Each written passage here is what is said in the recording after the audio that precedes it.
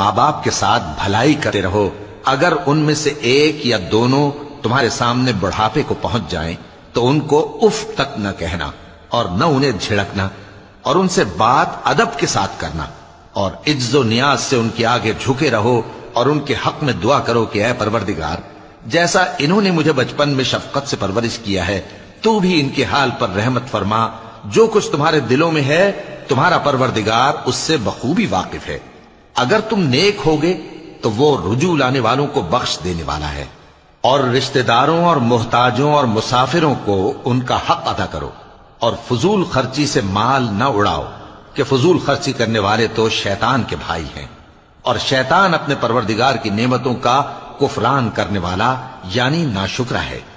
اور اگر تم اپنے پروردگار کی رحمت یعنی فراخ دستی کے انتظار میں جس کی تمہیں امید ہو ان مستحقین کی طرف توجہ نہ کر سکو تو ان سے نرمی سے بات کہہ دیا کرو، اور اپنے ہاتھ کو نہ تو گردن سے بندھا ہوا یعنی بہت تنگ کر لو کہ کسی کو کچھ دو ہی نہیں، اور نہ بالکل کھول ہی دو کہ سبھی کچھ دے ڈالو، اور انجام یہ ہو کہ ملامت زدہ اور حسرت زدہ ہو کر بیٹھ جاؤ۔ بے شک تمہارا پروردگار جس کی روزی چاہتا ہے فراخ کر دیتا ہے، اور جس کی روزی چاہتا ہے تنگ کر دیتا ہے، وہ اپنے بندوں سے خبردار ہے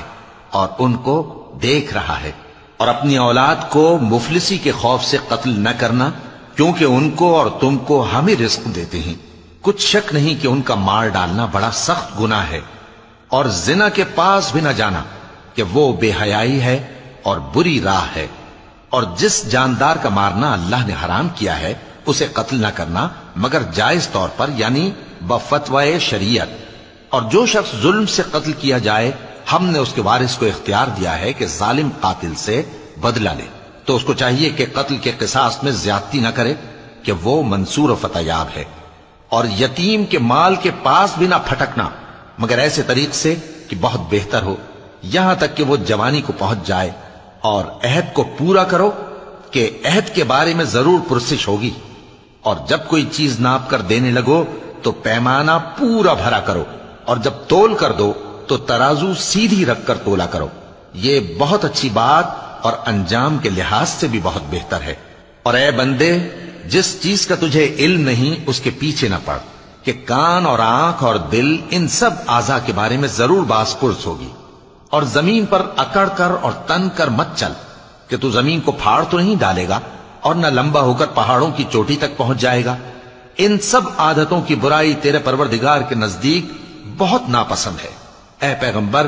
یہ ان ہدایتوں میں سے ہیں جو اللہ نے حکمت کی باتیں تمہاری طرف وحی کی ہیں، اور اللہ کے ساتھ کوئی اور معبود نہ بنانا کہ ایسا کرنے سے ملامت زدہ اور راندہ درگاہ بنا کر جہنم میں ڈال دیے جاؤ گے۔ مشرکو،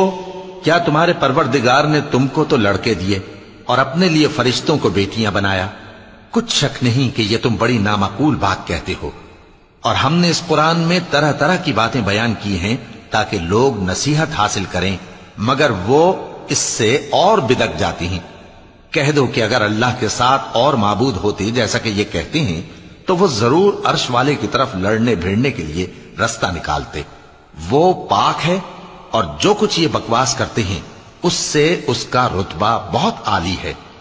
ساتوں آسمان اور زمین اور جو لوگ ان میں ہیں سب اسی کی تسبیح کرتے ہیں، اور مخلوقات میں سے کوئی چیز نہیں مگر اس کی تعریف کے ساتھ تسبیح کرتی ہے، لیکن تم ان کی تسبیح کو نہیں سمجھتے، بے شک وہ بردبار ہے، غفار ہے۔ اور اے نبی، جب تم قرآن پڑھا کرتے ہو تو ہم تم میں اور ان لوگوں میں جو آخرت پر ایمان نہیں رکھتے چھپا ہوا پردہ یعنی حجاب ڈال دیتے ہیں،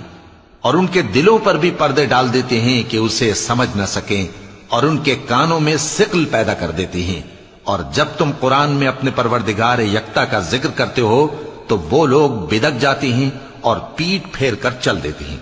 یہ لوگ جب تمہاری طرف کان لگاتے ہیں تو جس نیت سے یہ سنتے ہیں ہم اسے خوب جانتے ہیں، اور جب یہ سرگوشیاں کرتے ہیں یعنی جب ظالم کہتے ہیں کہ تم تو ایک ایسے شخص کی پیروی کرتے ہو جس پر جادو کیا گیا ہے، دیکھو انہوں نے کس کس طرح کی تمہارے بارے میں باتیں بنائی۔